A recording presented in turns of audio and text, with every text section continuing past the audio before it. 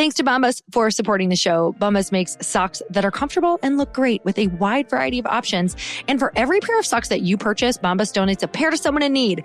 Go to bombas.com/Lori to get 20% off your first purchase. Now that we have all of these different jobs in different industries and you can get your work done at all times of the day on your computer, these things are not essential anymore and it's not complementing the way we actually work.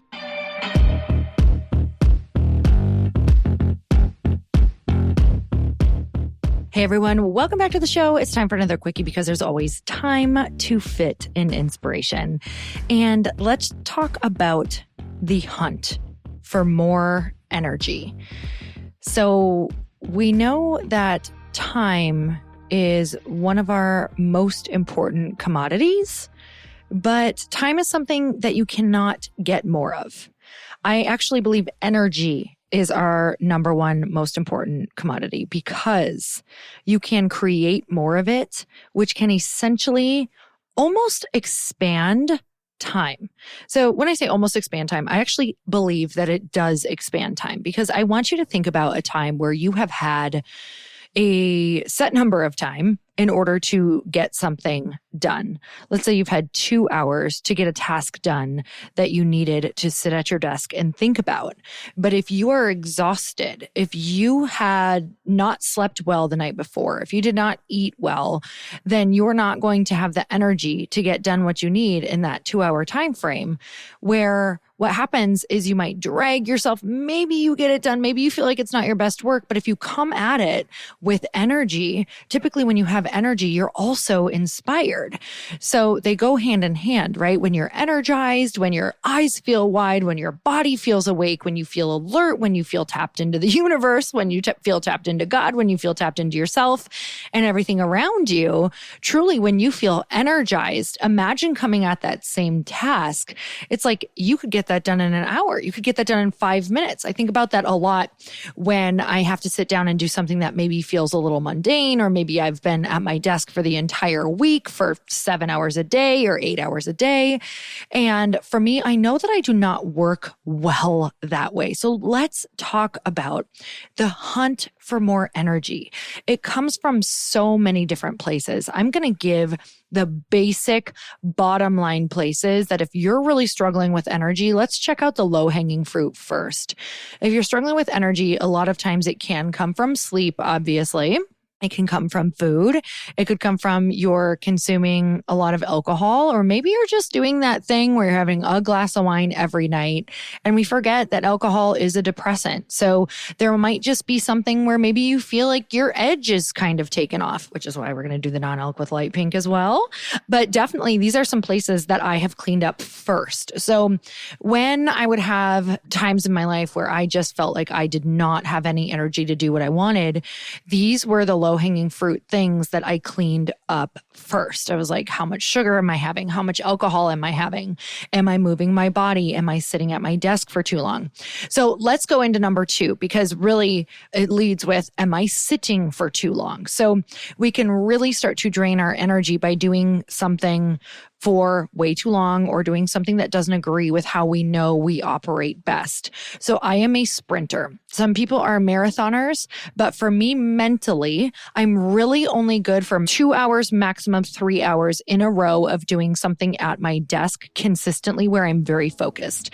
Anything after that, I'm probably starting to check Instagram. I'm probably going in my email. I'm probably deciding to organize my desktop or go and unload the dishwasher. I'm starting to think about doing something else because my brain does not like to focus that way.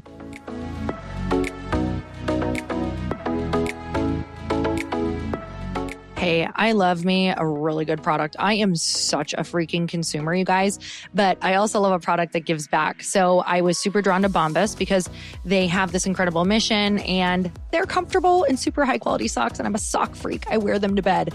Did you know that socks are one of the most requested clothing items in homeless shelters? For every pair of socks you purchase, Bombas donates a pair to someone in need. Do I even need to continue?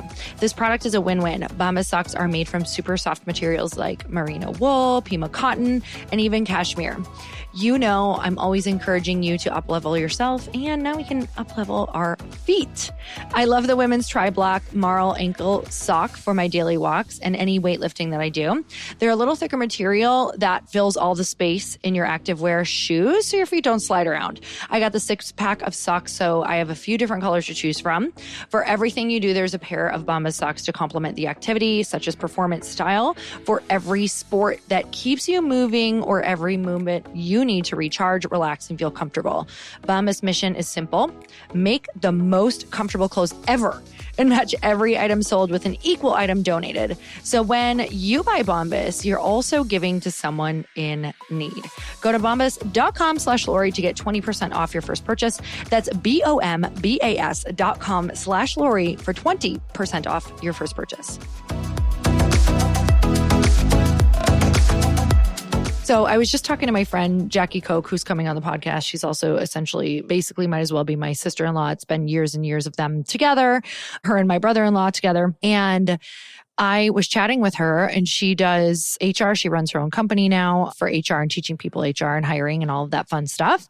And she was saying how working, 9 to 5 or 8 to 5, 8 to 6, whatever that looks like, was created back when assembly lines were the thing.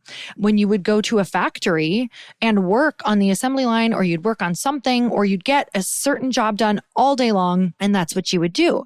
Now that we have all of these different jobs in different industries, and you can get your work done at all times of the day on your computer, these things are not essential anymore, and it's not complementing the way we actually work.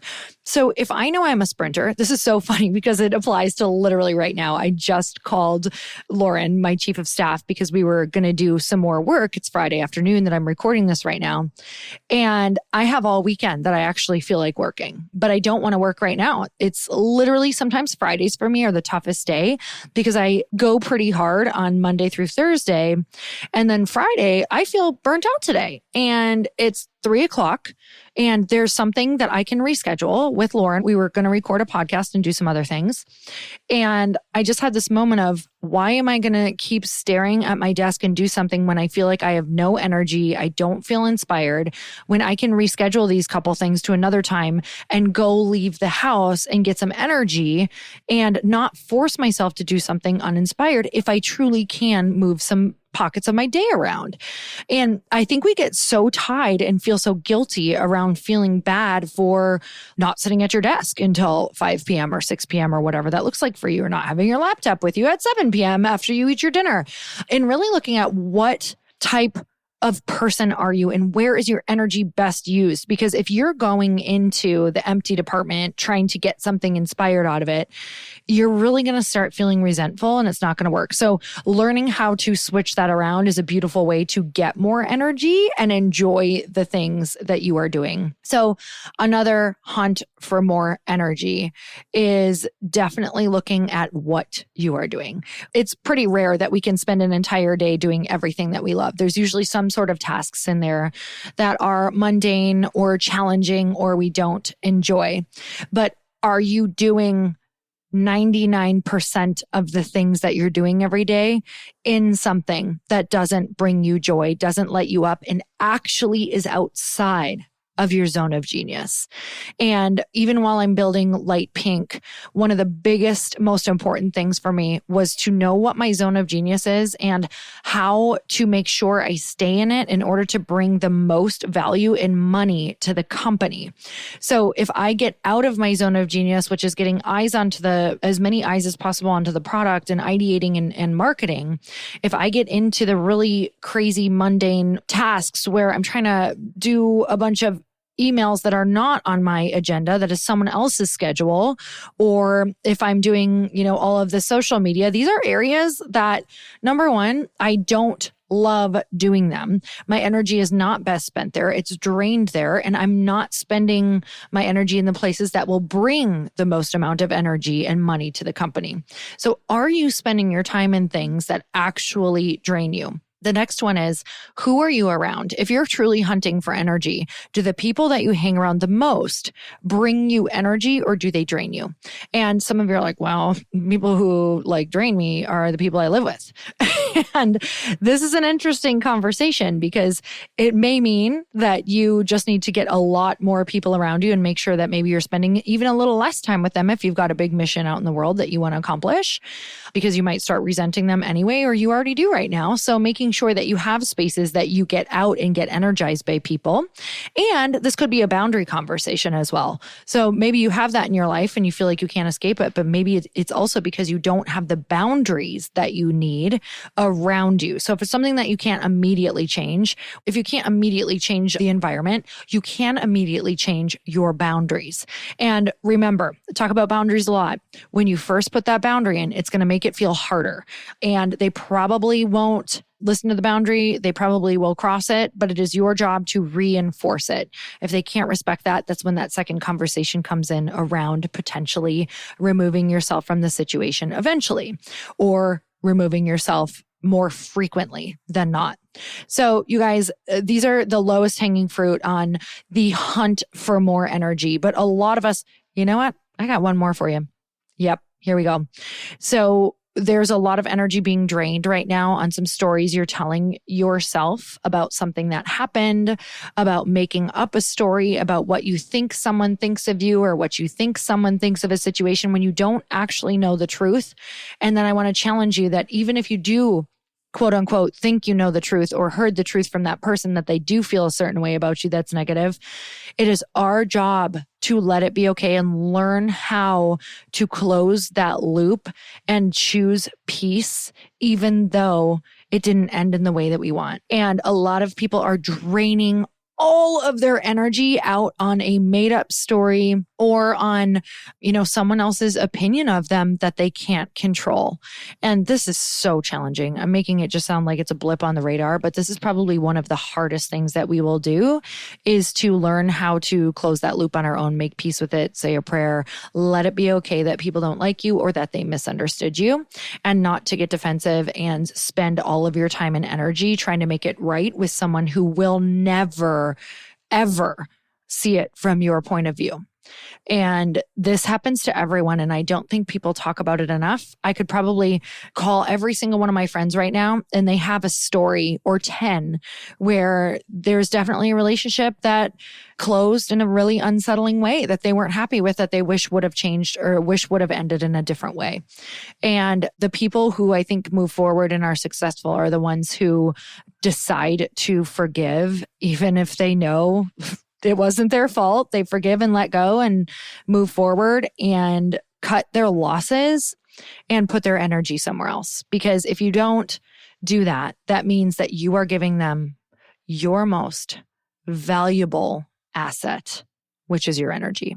So who are you giving your most valuable asset to, and do they deserve it? So you guys, I'm sending you so much love. I hope this helps you on your hunt for more energy. More energy changes your life. It gets shit done, gets whatever you want done. And everyone is ultimately attracted to energy. Think about it. When you've ever bought anything, you've probably bought it because it feels like it's attached to something bigger, because it feels good, because it could bring you more energy, because it brings you life, because it brings you emotion. Energy is like the highest emotion. So you guys, sending you so much love. Until next time, earn your happy.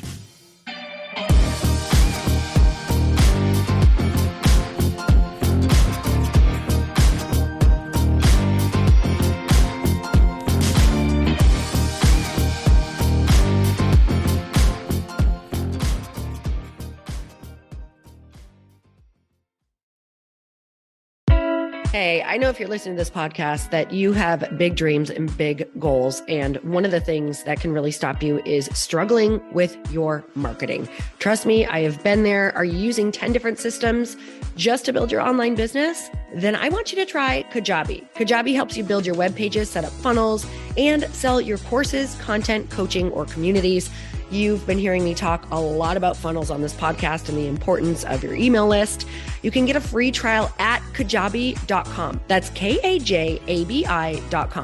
I've talked about Kajabi before, but here's something that's super cool and new.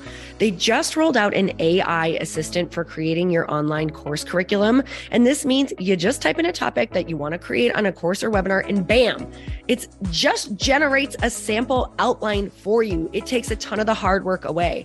Of course, you're going to customize it to be your own, but this really helps you get over the struggle of how in the world to start, which is where most people stop. If you're like me, starting is always the hardest part, and that's what makes Kajabi so popular. They've made it easier for creators to build web pages, build courses, build coaching programs, build membership sites, build checkout pages, and build email funnels. So if you're struggling with any of those, you got to go check it out. Go to kajabi.com. Kajabi was really the first all-in-one system and is trusted by over 100,000 creators. I think that's good enough for me. Also, as influencers and marketers who use this. And now their smart AI platform makes it easy to take what you know and turn it into an online course and business. Go start building with a free trial at kajabi.com. That's kajabi.com.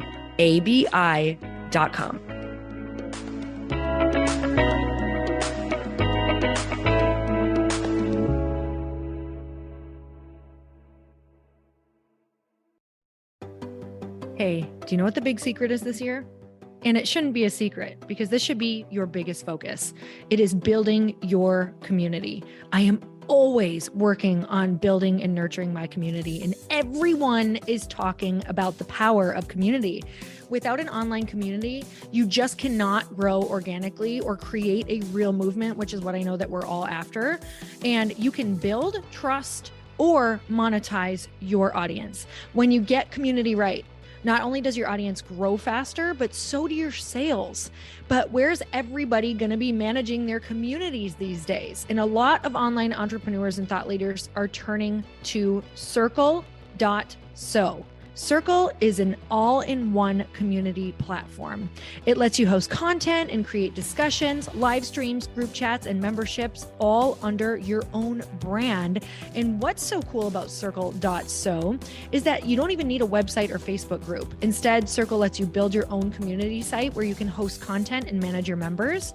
You can even create locked and unlocked content spaces, groups, and classes. How freaking cool is that? You can put your content behind a paywall too, and you can charge different amounts of money for different spaces on your community site. Circle.so is famously easy to use, and it has a free 14-day trial for you, so you can go check it out, see if you like it, see if you love all the options. Just go to Circle.so. Go check it out right now, you guys. Imagine being able to manage your community, start group chats and live classes, and accept payments all in one place. Kind of mind-blowing since this is usually spread all over the place. You have to log into so many different things. If this is the year to capture, organize, and monetize your community, head over to Circle.so. You can get a free trial and start building your online community right now. Just go to Circle.so. You guys, you get the 14-day free trial. So just go and see if it's for you. It's going to streamline everything and make your life so much easier. It's so freaking cool.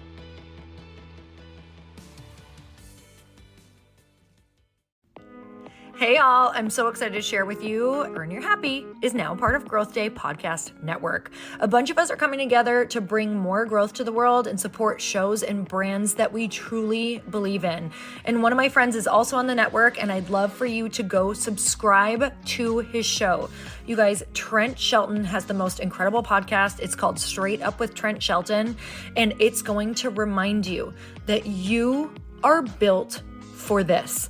I have heard Trent speak in person multiple times. I've listened to his podcast a ton. He's coming on the show, and I literally cannot wait because this man just spits straight fire.